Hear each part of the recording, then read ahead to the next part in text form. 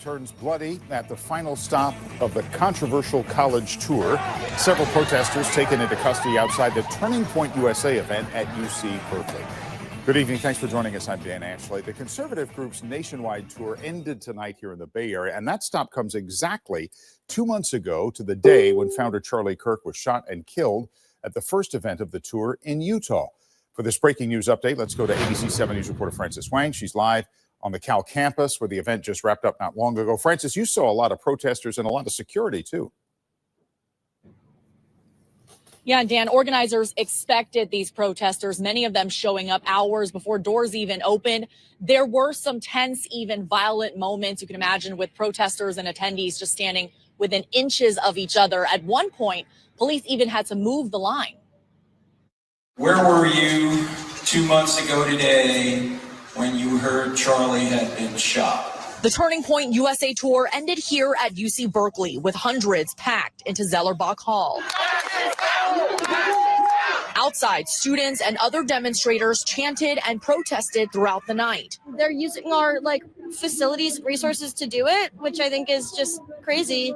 It's like, go somewhere, we don't want you here. Events like this should never happen on this campus or anywhere again. As Americans, we should be free to go anywhere we want inside of our fucking country without having to worry about mobs of people surrounding us and screaming at us because we want to hold an event and talk. Now, on the inside of the building, they announced that this was the end of the TPUSA tour. To be honest, tonight was the end of TPUSA. That event was bland, it was boring, it was pointless. And really, they served no purpose. The only thing people knew about TPUSA was Mr. Charlie Kirk, his message. He was smart enough to go in front of liberals. He was brave enough to speak up about blacks to their face. And he was also talking about the gay agenda.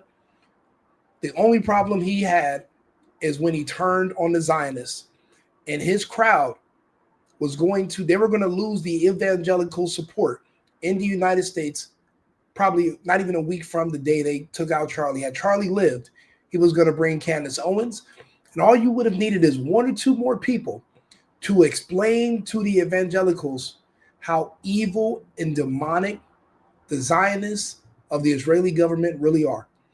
And then that would have been it. That would be the end of the Israel lobby. Ben Shapiro and everybody else would just go get fucked. This is still the end of the Zionist lobby. It's just going to drag out for a little bit more.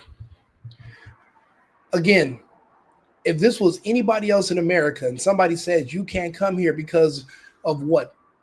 Because of my skin color? Because of my what? Who are you to tell me where I can and cannot go? The problem is with TPUSA, they're weak. Charlie Kirk was the only fighter, the only person brave in their whole organization. That's why you never knew none of their faces and you never heard none of their names until he was gone. They're scared. These are not the type of places you go where people are active, that you don't bring other people who are willing to activate. We had people, they were called the Proud Boys, and you saw how scared of them they were, because that was the only answer we had to Antifa. But there's another answer that's coming. See, when you put Antifa, who's being supported by the left, against the Muslim and the Islamic invasion that's also supported by the left, things are going to get good, because now you have men versus soy boys. That's going to be the upcoming answer. But for now, we're going to have to deal with the ideological differences, the gays versus the Christian conservatives. This is Berkeley. This is Northern California. The people in that crowd are there because they want to protect pedophiles. Now, people would say, Rico, what do you mean? That's not why they're there.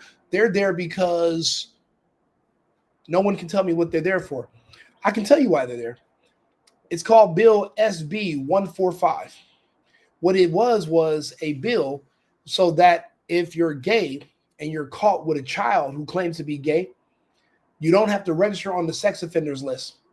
The man who passed that, Scott Wiener, was also the one behind the bill that made it so it's no longer a felony if you knowingly infect someone with HIV. Everything, and he has other bills that he sponsored. That's what these people are there to defend, to support. That's their hill. You don't live like them. You don't live in Northern California. You're not a part of their cult, so you don't get it. There was a man that was injured here today, but he's outnumbered. Why was he even there to begin with? Let's go back to this protest. People here for the Turning Point USA event gathered here in line. They have just been let in, but as you can see, the protesters are upset, yelling at police who are standing there ready with riot gear. Tensions escalated. Fights, fireworks, smoke bombs erupted, creating chaos. You know what that noise was? And confusion. That man right there. Now, people would call him a hero. I would call him a fool. You know you're outnumbered. You have to know your venue. He went there alone. He's wearing a freedom shirt. He's wearing a cross. He had a sign that said, Christ is King. He was actually out there selling t-shirts for people who wanted to buy them before he was assaulted. People are saying that he was arrested. If you're the lone one in a crowd of enemies, the police can't arrest everyone around you. You're the agitator. You're the oddball out. I'm not defending those fucking animals that attacked him. I'm defending the fact that the way it works for the police only have so many resources and so much manpower. They've been defunded. They've been demoralized. He doesn't live in that community, obviously, or he would be a part of the cult. He just came in for the event. The people that are in that crowd, they live in Berkeley. The police have to deal with them. They are the public. In a weird sense, he's the agitator. But I didn't see him as being arrested. I see him as being saved from a mob that could have killed him. You know, it doesn't take much for you to get hit in the head with a rock or get punched the wrong way and you fall down and you hit yourself, to get hurt to the point where you're bleeding internally. You can die from being assaulted. This doesn't seem like a particularly large man. See, someone built like myself, right? I've been to these type of events. I could go and be in one. I could wear the same shirt, a cross. I could wear a hat with a picture of Charlie Kirk on it, and I could stand in the middle of that crowd, and I could handle myself. I would come out on top at the end, but they would eventually have to arrest me. I don't suggest that for everyone else. We need numbers. You cannot be a conservative, a Christian, and a patriot, but also a pacifist. You cannot show up to these events alone. You have to know your venue. Again, he could have died. Break it up! Break it up! Break it up! Police! Break it up! Police! Break it up! Break it up! They're screaming at him because he's white. Now, these are also white people, but they're gays. If you're a white person, but you're gay, you're gay. You're no longer white. The gays hate white people too. The gays see the whites as stopping them from having their access to children. The gays see white men in uniforms as stopping them from having their sexual liberation. That's why they call anyone who's a white male a fascist. That's what their new definition of a fascist is. It's a straight white male. They want access to children. They've already passed bills to decriminalize it. People like Charlie Kirk and Trump spoke up against it, and that literally got the bill. It was heading east. It was starting to get brought up and voted on in other states. That's already been shut down, and it's already being reversed. But that's thanks to people like Trump and Kirk. That's why they hate them. They want this to be seen as a sexual orientation that deserves protection instead of as a crime. And they were almost there until some man named Charlie Kirk showing up to universities and talking to kids about what their plans were. The kids rejected it. You know when else the kids rejected teachings like this? In the 1930s. And you know what those kids did? They started burning books. See, we're not allowed to talk about the history because the Zionists that wrote the history, they want to write out exactly what happened, because if you knew history was repeating itself, you might want to do things a little bit different. This is the wet dream of Magnus Hirschfeld right now. They want their conquest and their pursuit of children, they want it to be uninterrupted. People like Trump, people like Kirk, interruptions. People like me, Candace, Nick, we all have conservative values. We believe in protecting children. We believe in our country. We believe in, our Constitution, our First Amendment, of course, the Second Amendment. California, anti-American, no Second Amendment. These people can sit here. They can attack police, attack other people. They can wear masks. They can do whatever they want and get away with it. I got friends and family being robbed and killed in California.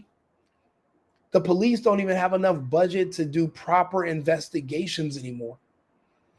I keep telling people, law enforcement is going to be a memory in certain places. They're going to be replacing them with counselors, and it will be lawlessness. But that's a part of the communist takeover. These people are voting for it. We don't live in these cities. There's not much we can do. Him showing up and risking his life to sell t-shirts and to prove a point, in my opinion, it wasn't worth it, because if he would have passed away, he's not remembered. We need people like that to stay alive. We need them to talk. We need them to be healthy. We don't need themselves throwing themselves into the fire or into the lion's den just to make small little points. It's not helping. The police, by arresting him, did him a favor. Had they stayed out of it, he probably wouldn't still be breathing. Now, I can't show you all this video because he's leaking, but... Bleeding, bitch!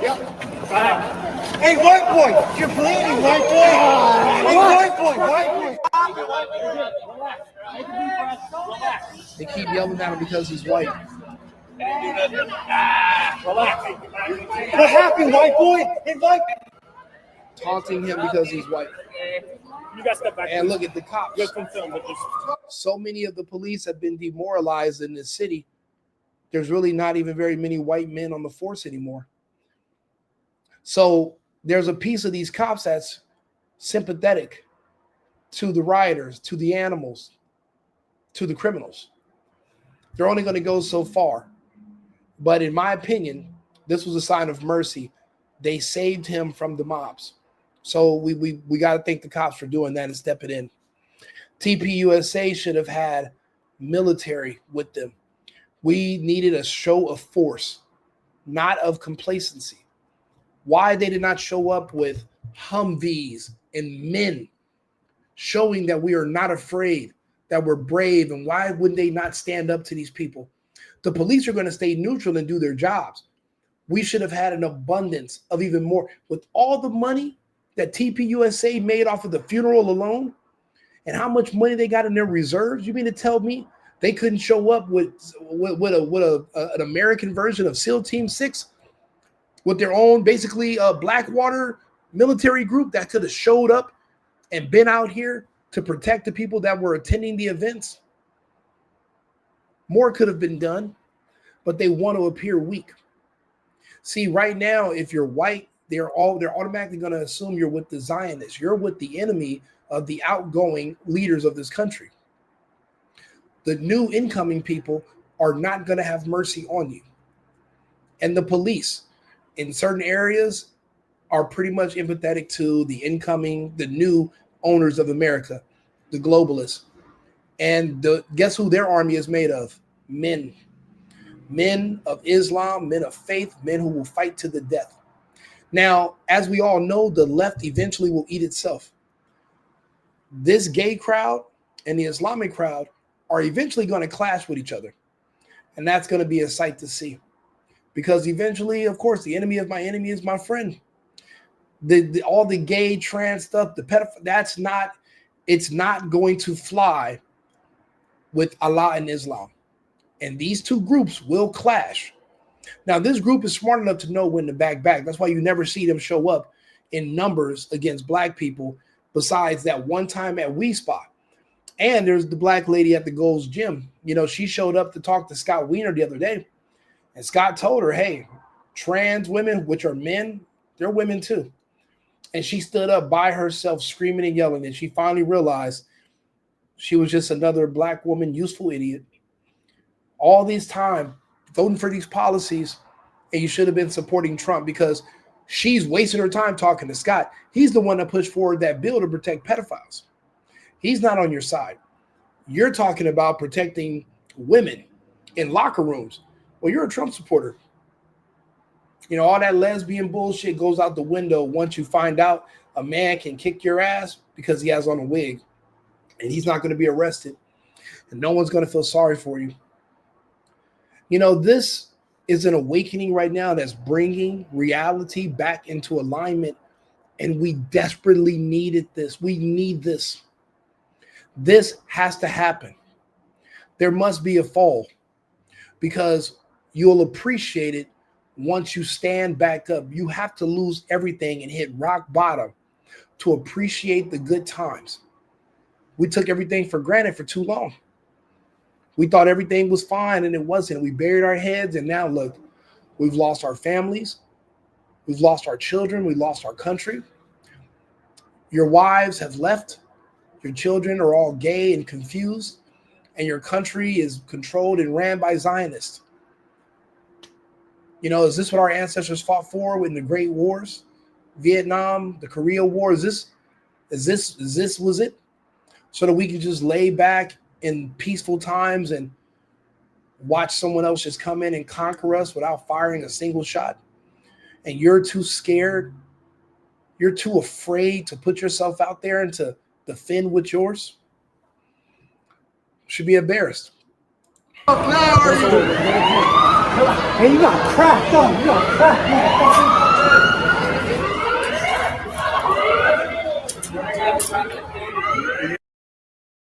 So that's the guy he was fighting with.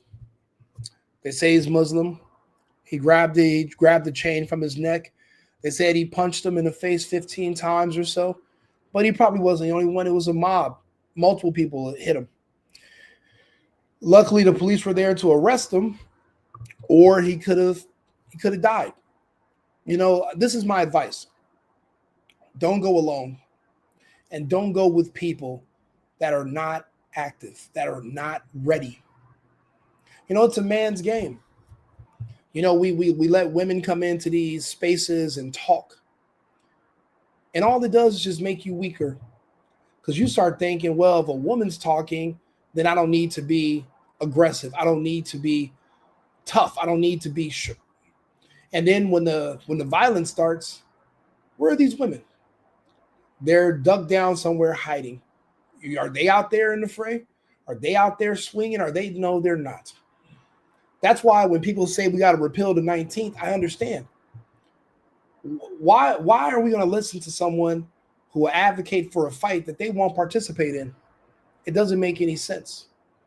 But yet here you are listening to women. And when the fighting starts, guess who takes all the blows? Guess who gets hurt? Guess who dies? It's just the men. These other groups that's coming in is the Islamists. They don't listen to women. You won't. It's hard to find them outside of their house most of the time. Who you think is going to win when the fighting starts? The side that's humoring women, or the side that puts them in safety of their homes and they go out in the front and they protect them? Which side you think is going to come out on top? Give me your other hand. Can you please move it away from me? What's that? He appears to be camera shy. Break it up.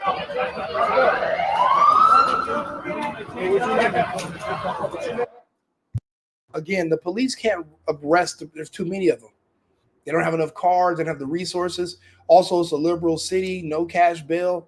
It'll just be a revolving door. The DA will drop all the charges because they're a part of the army that this city is creating. These protesters are soldiers for the city and for the leadership of the state. This is their army. So they're not going to prosecute their own soldiers. You have to know your venue. You have to know where you're at all times. Let's go back to the news report. At least one person was hurt, multiple arrested. Attendees and supporters of Turning Point's founder Charlie Kirk not deterred. When you see someone that courageous with their faith, you're like, why am I not that courageous with my faith? I want to be that courageous with my faith. I should be not afraid to wear a shirt that says Jesus on it, even though everyone looked at me today and gave me dirty looks. It's like, that's okay. I want to encourage free ideas expression. I don't want one side to dominate the other. And I think there's valid points on both sides. Speakers, including actor Rob Schneider, questioning free speech here on campus. Berkeley, shame on you folks. Shame on you. And addressing the protesters outside. You're coming from a place of emotion. And that's tough. Even without Kirk, the night and Turning Point USA tour concluded with his signature Prove Me Wrong format. Attendees given time to line up and ask questions or share their points of view. Besides Snyder, they didn't even show us who else was on stage because it was a waste of time and it was pointless. It was dead. There was nobody of importance there. Nobody cares to show up. The greatest allies TPUSA could have had would have been friends of Charlie. TPUSA has turned on them. The people that Charlie was platforming to come up to speak, those people are prominent on the internet. They would have been the future. They would have kept things going. But see, TPUSA, apparently, it seems like they went along with this for the money. And right now, who's buttering their bread is the Zionists, Israel. So they don't care about the quality of the work. It seems like more so Israel's paying them to not say anything and just to stay out of it. This is a war, and the Zionists are losing. But if they lose and you side with them, that means you lose too.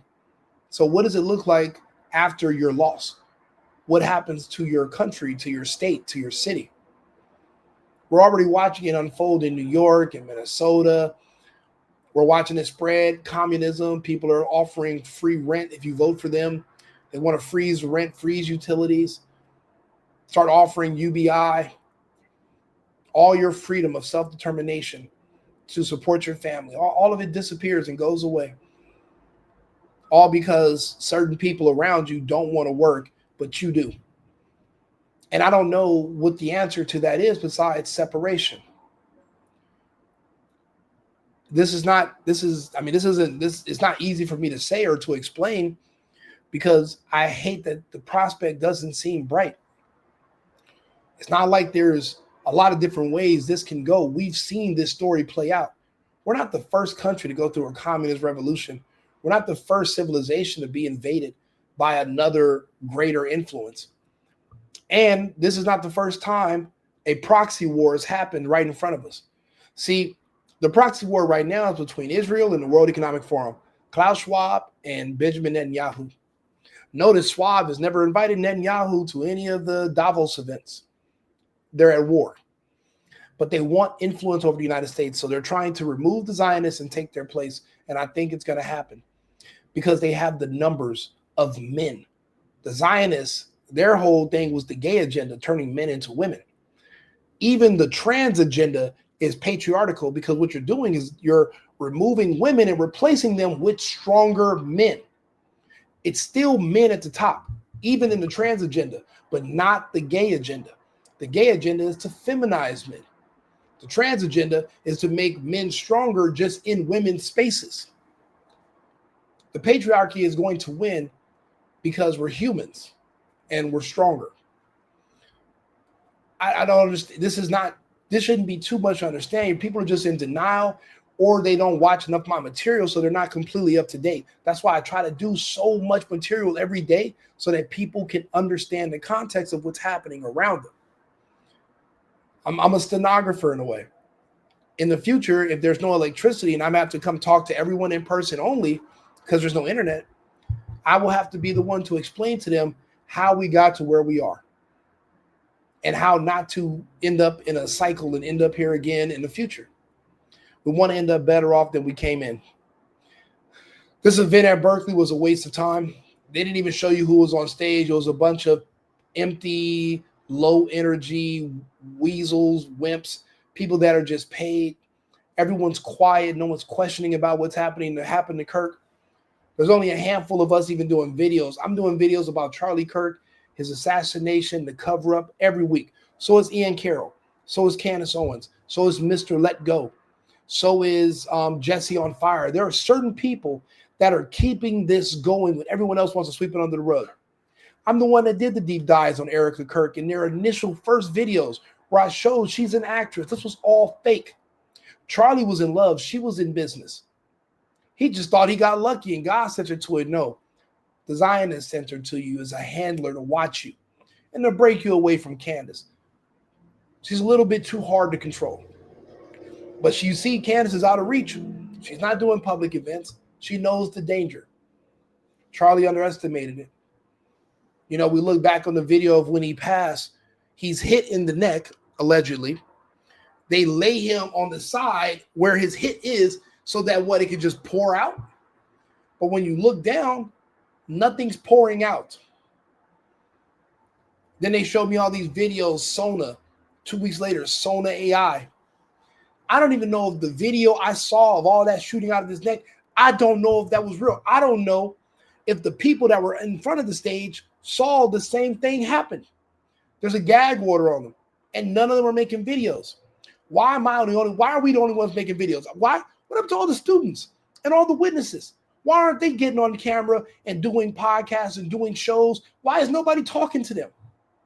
Why is nobody asking, are the videos you've seen online of what happened and what you saw in person, do they line up? Is it the same? Matter of fact, if he's hit over here, wouldn't you lay him on this side so that you can keep the fluid inside? And then you want to gouge it and maybe stop it? None of that happened. No one even took off their fucking Ray-Ban shades, their dark color shades. Nobody even took them off so they can get a better look at the injury. But we're conspiracy theorists and we're wrong for asking questions and for keeping this open and never letting it die. Go to my Instagram, Right Wing Rico. My profile picture is still Charlie Kirk because I admired what the man was doing. I respected it because nobody else cares to do it. Most people just give up. Well, we're not giving up. Like and subscribe, share the video. I have a bunch of lives to do today, so I'll be on. We have like so many different topics we're going to be going over today. So tune back in, follow the page, Right Wing Rico or The Single Boyfriend on YouTube. I'll be back in about 20 minutes, and I'll see you guys again shortly. I've been needing to find a new apartment, which has not been easy with credit as bad as mine. Luckily, I found cosigning.com. They connected me with a cosigner who helped me get my dream apartment for me and my dog. I just paid a small fee and was able to move in fast. Get the cosigner you need for the apartment you want. Check out cosigning.com today.